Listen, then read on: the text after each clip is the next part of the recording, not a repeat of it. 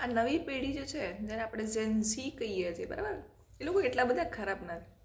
એમની સૌથી મસ્ત લાગતી મને વાત એ છે ને કે એ લોકો પોતાના કામથી જ કામ રાખે, બીજા કોઈની પંચાયત નહીં, કોઈ શું કહેશે, કોઈ શું કરશે, શું કરે છે, કંઈ ચિંતા નહીં. બસ એ એમના કામમાં મગન રહે, મસ્ત કામ કરે એમનું, એમને જે કરવું હોય એ કરે. પાછી એવી ચિંતા નહીં ચાર લોકો શું કહેશે, બરાબર.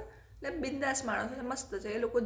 મને એવું લાગે છે કે હવે આવનારા 20-1 વર્ષમાં ઝઘડા બધા ઓછા થઈ જશે. એ લોકો ચિલ પોતાનામાં જ રહેવાવાળા માણસો છે, એટલે એમને પરિવારમાં કે એવા બધામાં એ પંચાયત એ લોકો લેતા નથી. પણ દુઃખ એ વાતનું લાગ્યું મને કે ભલે એ એમની મનમરજી પ્રમાણે મોજ કરે, આનંદ કરે, પણ જ્યારે એક દેશના નાગરિક તરીકેની વાત આવે ને ત્યારે થોડું ખોટું લાગ્યું મને.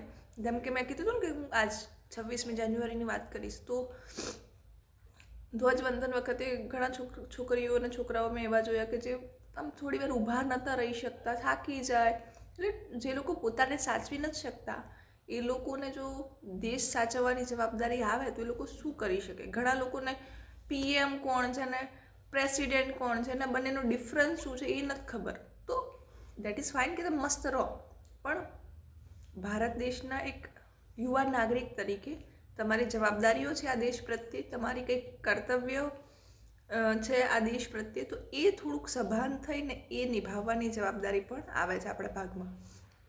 કે ભાઈ આપણે સ્વચ્છતા છે, કરપ્શન છે, પોલિટિક્સ છે, તો એ બધામાં પડો એવું નથી કહેતી હું, પણ એટલીસ્ટ તમે તમારા લેવલ પર આ બધાને જ્યાં સોલ્વ કરી શકો છો ત્યાં સોલ્વ કરો, બરાબર. તમે એટલીસ્ટ એટલા ફિટ હોવા જોઈએ કે તમે તમારી વસ્તુઓને પ્રોપરલી ડીલ કરી